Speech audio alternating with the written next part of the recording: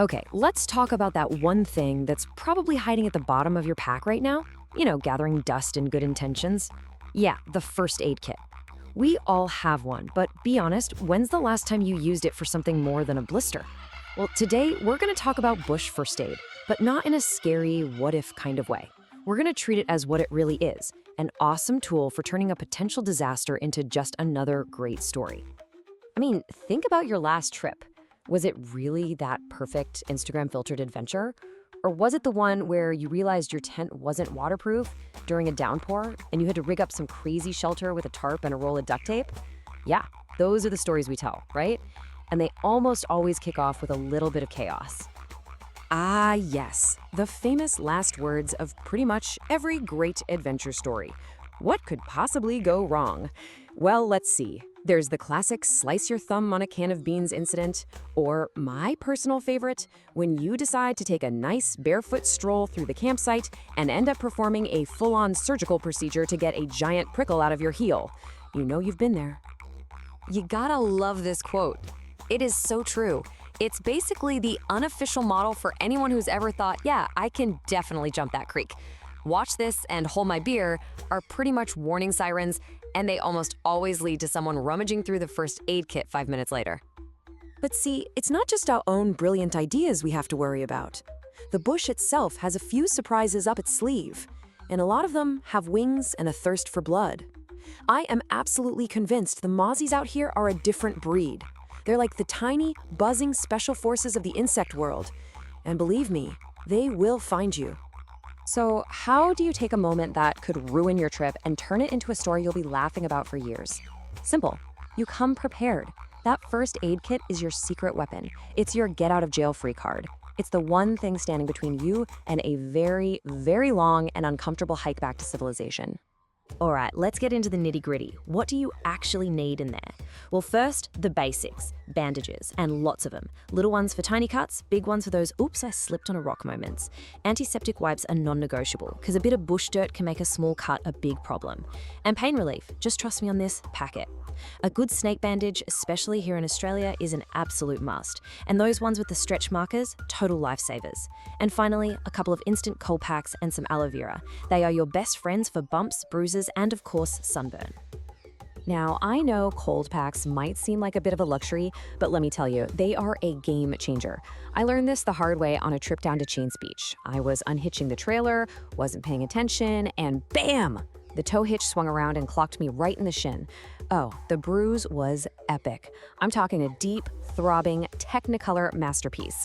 I tried to play it cool, called it my souvenir of the South Coast, but honestly, I wanted to cry. That cold pack and a whole lot of aloe vera were the only things that made the next few days bearable. Now, here's a little tip that's both practical and kind of piratey. If you're out there with a cut and realize you're out of antiseptic, a splash of rum can actually do the trick. No, seriously. The high alcohol content is a pretty good disinfectant. It'll clean out the wound. Just make sure you pour it on the cut, not just in your mouth. You can save some for a drink after you're all patched up. So, the Mosquito Air Force got you. You're covered in itchy red spots and it's driving you absolutely insane. What do? Here's a super simple and weirdly effective trick. Grab some bicarbonate of soda, mix it with a tiny bit of water to make a paste, and just dab it on the bites. I know, it might not look pretty, but it takes the itch away faster than anything else. Okay, seriously, this might be the most important thing I say. Before you leave for any trip, do yourself a favor and check the expiry dates on everything in your kit. Creams, medications, everything. I am not proud of this, but I once had to use some antiseptic cream that was so old it had turned this weird shade of yellow.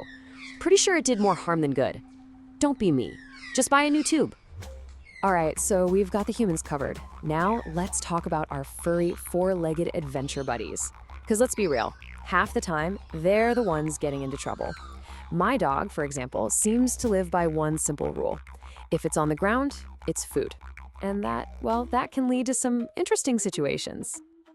Isn't it funny? You can spend a small fortune on these fancy, organic, gourmet dog treats, and your dog will walk right past them to eat a week-old bit of kangaroo poo. It's a mystery for the ages. It's like they have a built-in homing beacon for the single most disgusting thing they can find. So it happened. Your dog ate something that would make a garbage disposal gag. What do? First off, don't panic. Most of the time, they'll just have a bit of an upset tummy and be fine. Just make sure they've got plenty of water and let them rest. But, and this is a big but, if they start vomiting or shaking, that's your red flag. That's when you stop being a hero and you call a vet. Immediately. Okay, I'm gonna get serious for just a second here because this is incredibly important. We have to talk about 1080 bait. It's a poison used for pest control, and it is absolutely lethal to dogs. Even a tiny, tiny amount can be fatal, and there's no antidote. So please, I'm begging you, always look for warning signs at trailheads. If you see one, keep your dog on a leash. No exceptions. It really could save their life. All right, enough of the heavy stuff. Let's get back to what really matters. Making fun of our dogs. I'm telling you, there's $1 million idea here. Kangaroo poo flavored biscuits. We'll market them as all natural and artisan. They'd sell out in seconds. So, what have we learned? We've learned that our dogs have, let's say, eclectic tastes. We've learned rum can be a medical supply, and that mozzies are out to get us. But the biggest thing, I hope, is that a little bit of preparation goes a really, really long way. Because a scraped knee or a dog with a tummy ache, that's not a disaster. That's just a new story to tell around the campfire. If you remember just one thing, make it this. It's simple, it's practical, and it's 100% true. A well-stocked first aid kit isn't an expense, it's an investment. A one-time purchase that can save you so much hassle and money later on. Trust me, you don't want to pay $50 for hospital parking just because you needed a single bandage. Here's another piece of wisdom for you. You can't fix a flat tire by yelling at it. I've tried, doesn't work. It's the same thing with first aid. It doesn't matter how tough you think you are. When you're bleeding, you need a bandage, not bravado. Well, a bandage and maybe a roll of duct tape, because duct tape fixes everything. So the next time you're packing for a trip, don't just chuck that first aid kit in the bottom of your bag. Open it up, see what's in there, check those expiry dates, get it ready to go. And then, when you're out there having the time of your life, you'll be prepared for whatever comes your way. And who knows, you might just come back with a story that's even better than the one you were hoping for. Now get out there, go have an adventure.